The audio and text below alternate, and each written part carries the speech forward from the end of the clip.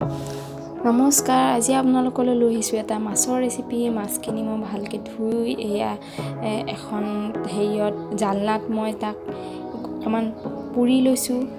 ইয়াৰ পিছত পুৰা হৈ গ'ল। তাৰপিছত মই কাঁইটখিনি এৰুৱাই তাক ধুনীয়াকৈ প্লেট এখনত লৈ লৈছোঁ।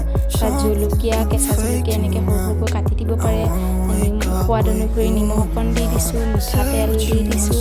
আৰু ইয়াৰ পিছতে তাত আমি নিশ্চয় আপোনালোকে খাই বা যদি নাখায় এনেকৈ দি পেলাই খাব পাৰে।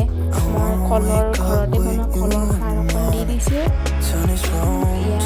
কলৰ খাৰখিনি দি মই ধুনীয়াকৈ সানি আমাৰ মাছৰ ৰেচিপি হৈ গ'ল।